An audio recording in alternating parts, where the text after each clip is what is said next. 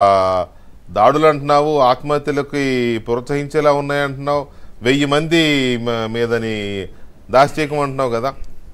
ఆ డీటెయిల్స్ ఇవ్వండి అని అంటే మరి ఎందుకు ఇవ్వలేదని నాకు అర్థం కాలేదు. ఒకటి. రెండోది, ఇవాళ వెళ్ళిన టీంలో కూడా ఆయన బృందంలో ఆయన మీదే ఒక ఎన్ని కేసులు ఉన్నాయో మీ అందరికీ తెలుసు. ఇక ఆయనతో పాటు వెళ్ళిన ప్రధాన బాహుబలి మీద అన్ని కేసులు ఉన్నాయి. ఆల్రెడీ ఆయనతో పాటు ఇంకొక ఆయన వెళ్ళాడు, అక్కడ పక్కనే టెంట్ వేసుకుని కూర్చున్నాడు. అది వేరే వ్యవహారం నడుస్తూ ఉంది అక్కడ. అదే వాళ్ళ గురించి ఒక్క పాయింట్ చెప్తా.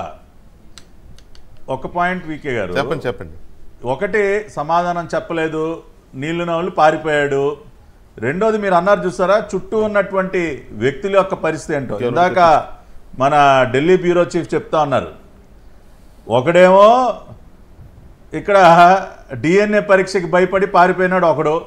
ఇప్పుడు ఆ శాంతి గారి భర్త అక్కడ ఆయన ధర్నా చేస్తూ ఉన్నాడు జంతర్ మంతర్లో. దళిత సంఘాలన్నీ ధర్నాలు చేస్తూ ఉన్నాయి. రెండోది, ఇవాళ ప్రెస్ మీట్ అక్కడ మాట్లాడుతూ ఉన్నాడు. మై ఎంపీ మిథున్ రెడ్డి, మా ఎక్స్ఎంపీ రెడ్డప్ప ఏదో దాడి జరిగిపోయింది, అక్కడ ఏదో జరిగిపోయిందని చెప్పి. ఇవాళ అదే వ్యక్తి ఇవాళ చేసినటువంటి పని ఏంటండి, మదనపల్లి సబ్ కలెక్టర్ ఆఫీస్ని, అక్కడ ఉన్నటువంటి సబ్ కలెక్టర్ ఆఫీస్ని తగలబెట్టడమా? దేనికి వెళ్ళాడండి మిథున్ రెడ్డి? రెడ్డప్ప ఇంటికి దేనికి వెళ్ళాడు? ఏ రకంగా తగలబెట్టాలి?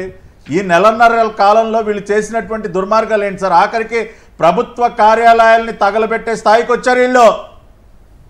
సబ్ కలెక్టర్ ఆఫీసుని తగలబెట్టేస్తారా కూర్చుని? మిథున్ రెడ్డి దానికి వెళ్ళాడా? రెడ్డప్ప ఇంట్లో కూర్చుని ఈ స్కెచ్ చేయడానికి వెళ్ళాడా? ఇంజనీర్ డబ్బాని ఎలా పెట్టాలి సబ్ కలెక్టర్ ఆఫీస్లో? మదనపల్లి సబ్ కలెక్టర్ ఆఫీస్ చుట్టూ ఉన్న సీసీ కెమెరాలు ఎలా ఆఫ్ చేయాలి?